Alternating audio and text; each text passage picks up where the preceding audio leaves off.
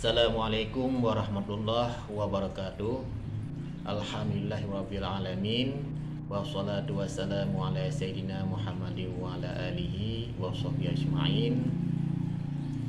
Pada siswa-siswi semuanya, hari ini kita akan melihat materi dalam video pembelajaran kita pada hari ini yang berjudul Sejarah Wali Songo dalam Penyebaran dan Perkembangan Agama Islam di Nusantara. Tujuan pembelajaran daripada materi tersebut adalah kalian harus bisa menganalisis peran Wali Songo dalam mengembangkan dakwah Islam di Nusantara sebagai inspirasi mengamalkan sikap kerja keras, jujur, dan tanggung jawab dalam mengajak kebaikan menjadi muslim moderat pada zamannya. Sebelum lebih lanjut, kita melihat materi dalam video pembelajaran ini. Terlebih dahulu kita akan melihat peta konsep. Untuk lebih mudah kita melihat materi ke depannya.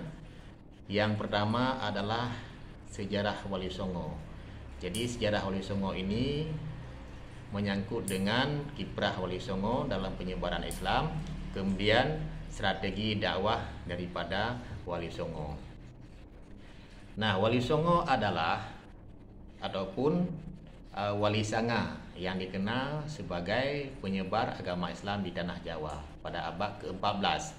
Mereka tinggal di wilayah penting pantai utara Pulau Jawa, yaitu Surabaya, Gresik, Lamongan di Jawa Timur, kemudian Demak, Kudus, Muria di Jawa Tengah, dan Cirebon di Jawa Barat. Wali Songo adalah kelompok syiar dakwah Islam ataupun para mubalik yang kerap juga disebut waliullah ataupun wakil Allah. Adapun kata Songo atau Sanga berasal dari bahasa Jawa yang berarti 9, sehingga Wali Songo berarti wali 9. Para wali juga memiliki gelar Sunan. Sunan berasal dari kata susuhunan yang artinya yang dijunjung tinggi atau panutan masyarakat setempat. Ada juga yang mengatakan Sunan berasal dari kata suhunan, artinya guru besar atau guru yang berilmu. Adapun beberapa nama Wali Songo yang populer adalah sebagai berikut. 1. Maulana Malik Ibrahim. Maulana Malik Ibrahim adalah keturunan ke-22 dari Nabi Muhammad SAW. Ia disebut juga Sunan Gresik atau Mursyid Akbar Tarikat Wali Songo. Sebagai wali pertama yang mendakwahkan Islam di Jawa tahun 1404 Masehi, beliau berdakwah di Gresik dengan cara mengajarkan cara-cara baru bertani. Beliau juga ahli dalam pengobatan hingga akhir pada wafatnya, yaitu pada tahun 1419. Nah, kemudian yang kedua adalah Sunan Ampel ataupun Raden Rahmat. Sunan Ampel bernama asli Raden Rahmat, keturunan kedua-dua dari Nabi Muhammad SAW.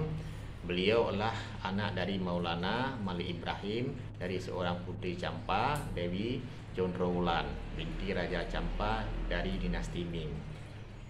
Sunan Ampel adalah sesepuh para wali lainnya di pesantrennya di Ampel Denta, Surabaya, dan merupakan salah satu pusat penyebaran agama Islam tertua di Jawa.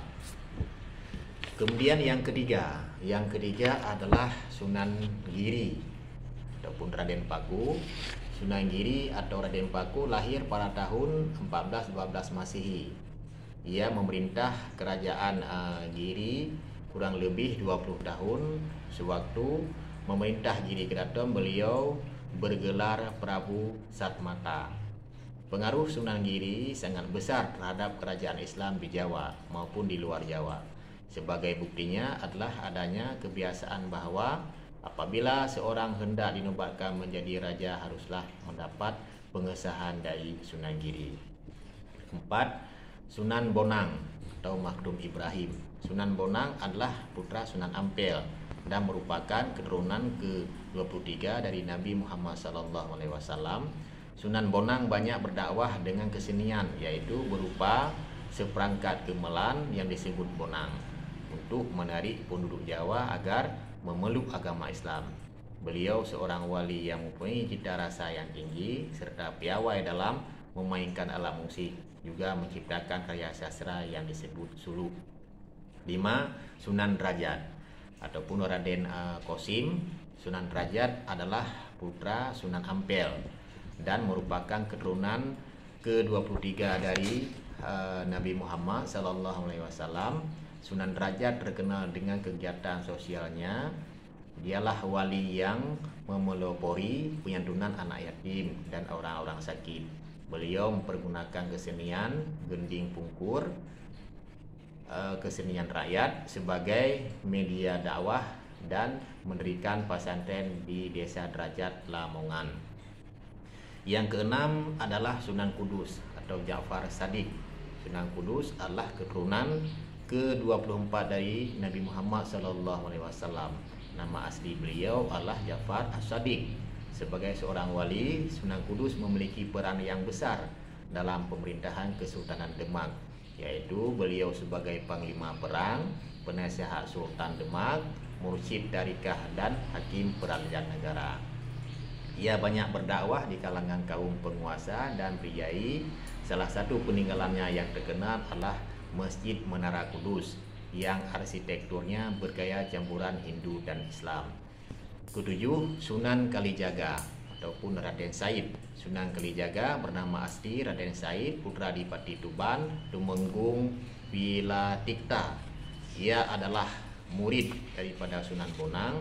Sunan Kalijaga menggunakan kesenian dan kebudayaan sebagai sarana untuk berdakwah. Antara lain kesenian wayang kulit dan tembang suluk.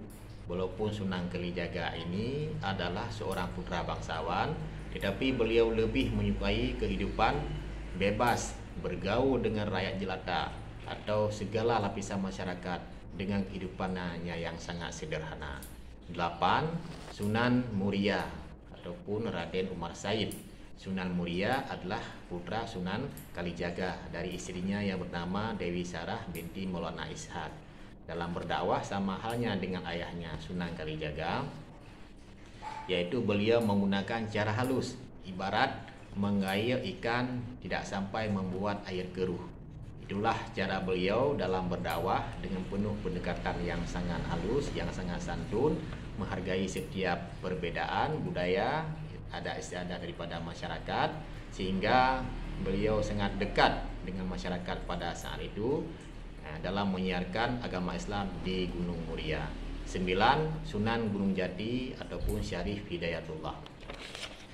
Sunan Gunung Jati ini ataupun Syarif Hidayatullah adalah putra Syarif Abdullah Umdatuddin dari pihak ibu yang masih keturunan keraton Pajajaran, yaitu melalui Nyai Dara Santang, yaitu anak dari Sri Baduga Maharaja Pangeran Siliwangi. Sunan Gunung Jati ini mengembangkan dakwahnya di Cirebon sebagai pusat dakwah dan pemerintahannya yang kemudian menjadi Kesultanan di Cirebon. Demikian urutan daripada para wali songo. Untuk lebih jelasnya bagaimana hubungan daripada para wali songo tersebut, ini ada peta konsep silsilah hubungan para wali songo. Itu bisa kalian perhatikan dari peta konsep silsilah tersebut. Tersebut yang pertama adalah Maulana Malik Ibrahim. Jadi Maulana Malik Ibrahim ini ada saudaranya yaitu Maulana Ishak. Kemudian Maulana Malik Ibrahim ini ada anaknya yang bernama Sunan Ampel. Kemudian Sunan Ampel mempunyai dua orang anak, yaitu Sunan Bonang dan Sunan Derajat. Nah, kemudian Sunan Bonang ada muridnya yang bernama Sunan Kalijaga. Kemudian Sunan Kalijaga ini ada murid dan sahabatnya yang bernama Sunan Kudus. Sedangkan Sunan Kalijaga mempunyai satu orang anak, yaitu Sunan Muria. Nah, kemudian yang terakhir Sunan Gunung Jati. Sunan Gunung Jati ini adalah sahabat daripada para sunan yang lain, kecuali Maulana Malik Ibrahim yang terlebih dahulu meninggal dunia. Nah, kemudian untuk strategi dakwah daripada Wali Songo ini, apa saja strategi dari para wali ini dalam menyebarkan agama Islam di Nusantara? Yang pertama, Wali Songo berhasil menjelaskan apa itu Islam dan seluk-beluknya dengan perangkat budaya yang ada dan dapat dihayati oleh masyarakat. Kemudian yang kedua, Islam dibumikan. Maksudnya dengan prinsip bil hikmah wal mau'izatil hasanah wajadilhum billati hiya ahsan. Kemudian mengandalkan corak sofistik dalam ajaran-ajaran yang dibawa oleh para wali songo yang lebih terbuka, luwes dan adaptif dalam menyikapi keberadaan ajaran di luar Islam. Kemudian membuat penyesuaian dengan budaya masyarakat dengan cara menanamkan akidah syariah Islam, sangat memperhatikan kondisi masyarakat. Jadi sebagai kesimpulannya dari materi tersebut adalah: satu, Wali Songo adalah sebutan untuk tokoh sentral penyebaran agama Islam di Pulau Jawa.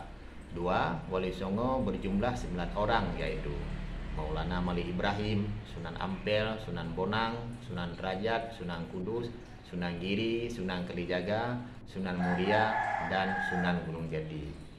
Yang ketiga, ciri-ciri dakwah Wali Songo adalah menggunakan pendekatan kultural. Demikian video pembelajaran pada hari ini. Semoga bermanfaat dan teruslah semangat kalian dalam mencari ilmu pengetahuan, banyak membaca, banyak mempelajari berbagai macam sumber-sumber referensi daripada sejarah Islam itu sendiri. Demikian, Assalamualaikum warahmatullahi wabarakatuh.